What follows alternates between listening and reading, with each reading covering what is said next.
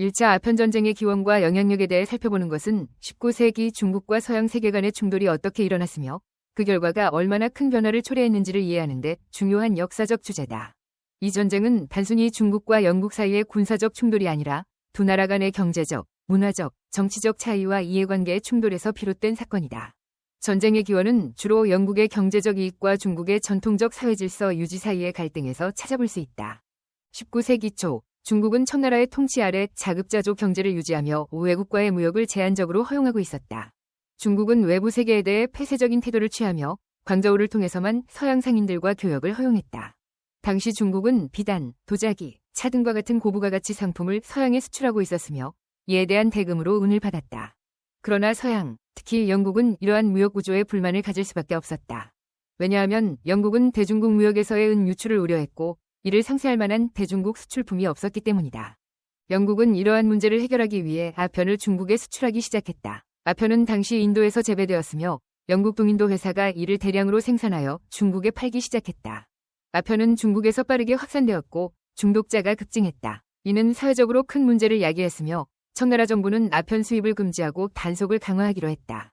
그러나 아편 무역은 비공식적으로 계속되었고 이는 청나라 내부의 부패한 관리들과 서양 상인들의 이익 구조에 깊숙이 스며들었다.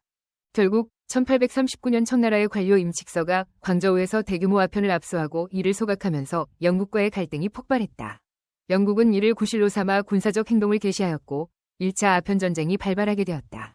이 전쟁은 서양 열강의 군사적 우위와 중국의 쇠약해진 군사력 사이에 큰 격차를 드러내는 계기가 되었다.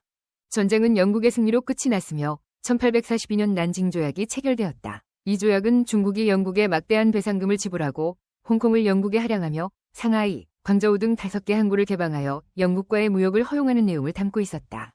이 조약은 중국의 주권을 심각하게 훼손하였으며 서양 열강의 침투가 본격화되는 계기가 되었다. 1차 아편전쟁의 결과는 중국 사회에 커다란 충격을 안겼다. 중국은 수세기 동안 자국의 우월성을 믿어왔으나 이 전쟁을 통해 서양의 군사력과 경제력이 얼마나 강력한지를 실감하게 되었다. 전쟁의 패배는 청나라의 권위에 큰 타격을 주었으며 내부적으로는 반란과 혼란이 잇따르게 되었다. 또한 난징조약 이후 중국은 서양 열강의 경제적 지배를 받게 되었으며 이는 중국의 경제적 쇠퇴를 가속화시켰다. 전쟁 이후 중국은 내부적으로 정치적 개혁을 시도하였으나 외부의 압력과 내부의 부패로 인해 성공하지 못했다. 이는 결국 19세기 말 중국의 더 큰 혼란과 외세의 침략으로 이어지게 되었다. 1차 아편전쟁은 중국 현대사에서 매우 중요한 전환점으로 평가받으며 이로 인해 중국은 자국의 폐쇄성을 깨고 서양 세계와의 접촉을 더욱 강화하게 되었다. 또한 1차 아편전쟁은 국제적으로도 중요한 영향을 미쳤다. 이 전쟁을 계기로 서양 열강은 아시아 지역에서의 식민지 확장을 더욱 가속화하였으며 중국을 비롯한 아시아 여러 나라가 서양 열강의 경제적, 정치적 지배를 받게 되었다.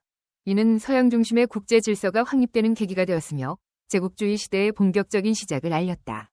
결론적으로 1차 아편전쟁은 중국과 서양 세계 간의 충돌이 경제적, 정치적, 문화적 차이에서 비롯된 것임을 보여주는 역사적 사건이다. 이 전쟁은 중국의 쇠퇴와 서양의 부상을 상징적으로 보여주며 이후 동아시아의 역사적 흐름에 큰 영향을 미쳤다. 이러한 점에서 1차 아편전쟁은 오늘날에도 많은 교훈을 주는 중요한 역사적 사건으로 남아있다.